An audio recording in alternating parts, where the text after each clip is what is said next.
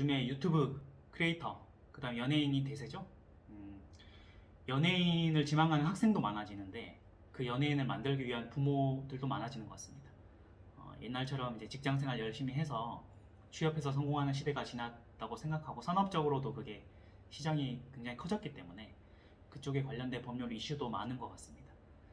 우리가 이제 어떤 연예인들이 아이돌을 예로 들면 연습생부터 시작을 하죠. 연습생부터 시작해서 이제 인지도를 얻어가고 유명한 연예인으로 성장하는 경우가 많은데 그럴 때 어떤 소속사를 이제 만나게 되는 거죠. 연습생 신분으로 만날 수도 있고 이미 이제 유명해진 상태에서 로열티를 받고 들어가는 경우도 많죠. 인지도가 있다면. 어쨌든 대한민국에 있는 어떤 소속사랑 계약을 맺으면 보통 이제 전속 계약을 맺죠. 전속이라 하면 그 소속사에서만 활동하는 계약을 의미합니다. 전속돼 있다 이런 의미죠. 왜냐하면 중복해서 다른 소속사하고 경쟁사가 되는 거니까 뭐 연예인이나 아이돌이 여러 군데 소속사랑 계약하는 경우는 없잖아요. 그래서 전속 모델, 전속 배우, 전속 가수 이런 개념이 등장하는 거죠. 저희가 법률적으로 이제 연예인들을 많이 상대를 하고 계약서를 많이 보는데요. 저희가 소속사를 입장에서 보기도 하고 연예인 입장에서 보기도 합니다. 그리고 둘 사이에서 분쟁이 일어나면 분쟁을 해결하기도 하는 일을 지금 로펌에서 하고 있는데요. 그 과정에서 얻었던 경험들을 몇 가지 공유 드리려고 합니다. 자, 일단은 연예인 입장에서 소속사랑 계약을 맺게 되면 보통은 소속사에서 이미 준비되어 있는 전속 계약서를 이제 내밀면서 도장을 찍자라고 하는 거죠. 보통 이제 처음 시작하는 연습생 신분에는 소속사에서 그 연습생을 교육시켜주고 관리를 해주는 거니까 돈을 주는 경우는 없죠. 하지만 인지도가 있는 연예인이라면 당연히 이제 거기 그 사람의 몸값에 맞는 금액을 주고 이제 데려오는 경쟁이 펼쳐지는 거죠. 그래서 전속계약금이 없는 경우를 기준으로 전속계약서를 먼저 말씀드리면은 두 가지가 이제 핵심이라고 볼 수 있어요. 그 연예인 입장에서 첫 번째는 이제 계약 기간이고 두 번째는 이제 정산금입니다. 계약 기간은 예전에는 이제 장기로 계속 연장하면서 계약하는 경우도 있었는데 너무 장기로 하는 게 그 어린 연예인들의 어떤 20대를 좀 일종의 노예 계약으로 보일 수 있다라는 대법원 판례도 있었고 해서 요즘에 그렇게 장기로 하지 않고요. 너무 장기로 하는 거는 쓰더라도 무효가 됩니다. 그래서 보통 뭐 3년, 5년, 7년 이렇게 하는 경우가 많은데 그 계약 기간은 우리가 뭐 숫자를 못 읽는 사람은 없으니까 3년이면 3년, 5년이면 5년, 7년이면 7년 이렇게 하는 건 문제가 없어요. 근데 이제 소속사 입장에서 계약 기간을 걸어둘 때 예를 들어 2021년 7월 23일 기준으로 3년이다 이렇게 하지 않습니다.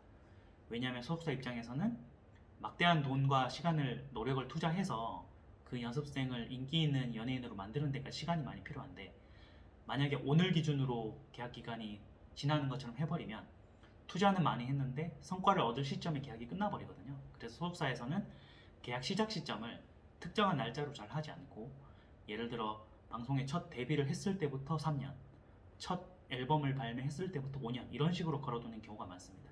그러니까 시작 시점 자체를 어떤 성과가 있는 시점을 기준으로 3년이다 5년이다 이렇게 해야만 소속사에서 예측 가능성을 확보할 수 있기 때문에 계약서 초안 자체가 그렇게 써있는 경우가 많아요. 그래서 그거 자체는 뭐 크게 문제가 된다고 볼 수 없는데 연예인 입장에서 계약을 할 때는 이런 문제가 있습니다.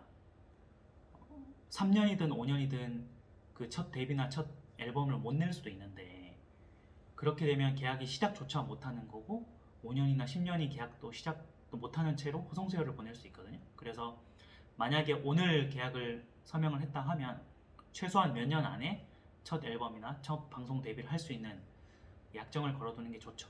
그래서 그 기간까지 아무런 성과가 없다면 계약을 해지할 수 있도록 해야만이 계약이 무한정 장기로 길어지는 것을 막을 수 있습니다. 그러니까 예를 들어서 3년 안에 뭐 첫 데뷔를 했다, 첫 앨범을 발매했다고 하면 그때부터 3년, 5년이 지나는 건 상관은 없어요. 왜냐하면 성과가 낮기 때문에.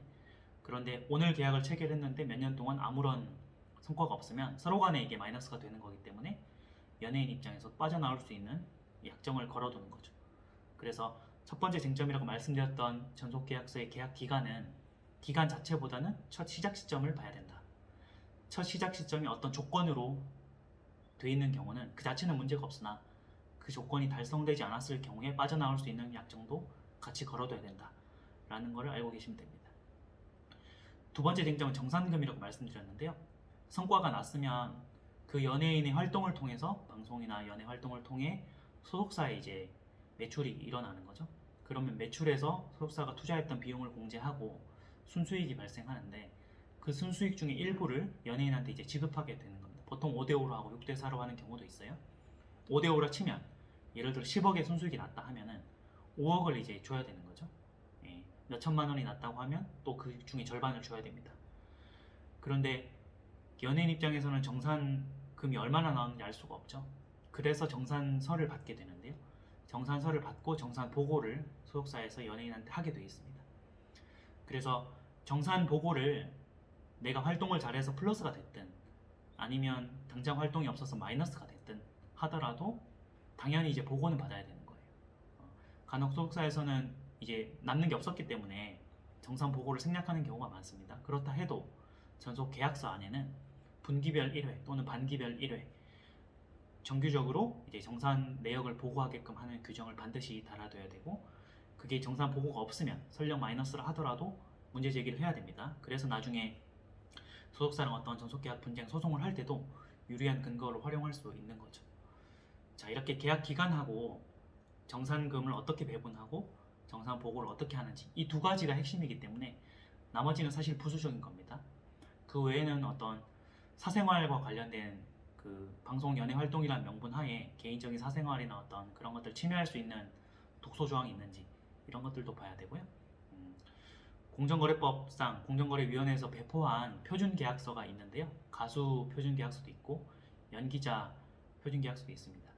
그래서 내가 어떤 소속사랑 맺었던 전속계약서가 그 공정거래위원회에서 배포했던 표준계약에 위반되면은 법적으로 무효가 될 소지가 있습니다. 그래서 소속사에서 받았던 초안하고 공정거래위원회에서 배포한 인터넷 검색하면 나오는 표준계약서하고 비교해서 이거는 표준계약서에 비해서 너무 과하다, 너무 부당하다라고 하면은 적극적으로 수정을 요청해야 됩니다. 모르면 이제 변호사의 자문을 얻게 되는 거죠. 자, 이렇게 전속계약서를 공정하게 썼다면 본격적으로 계약기간이 시작이 됩니다. 그러면 제가 말씀드렸던 계약기간하고 정산이 이루어지는 거죠. 근데 어쨌든 그런 어떤 저런 문제로 소속사는 분쟁이 생겼어요. 분쟁이 생기고 나면 이제 가장 이제 합의로 해결되면 좋은데 결국엔 소송까지 하는 경우가 있습니다. 소송까지 하게 되면 보통은 전속계약 효력 정지 가처분 그리고 전속계약서 효력 부존재 확인 소송 이 두 가지로 진행이 됩니다. 이게 뭐냐면은 계약기간 도중에 소속사가 정산금을 주지 않았거나 아니면 계약기간을 과도하게 장기로 설정해서 내가 못 빠져나가게 했거나 아니면 노예계약에 버금가는 정도의 어떤 개인적인 것들을 요구하거나 계약과 무관한 그런 것들이 있을 때 연예인이 소속사에서 빠져나올 수 있는 소송이 되는 거죠. 그럼 연예인이 소속사 상대로 공식적으로 계약을 해지하겠다는 의사표시를 하고 그 의사표시를 근거로 이제 소송을 하게 되는데요.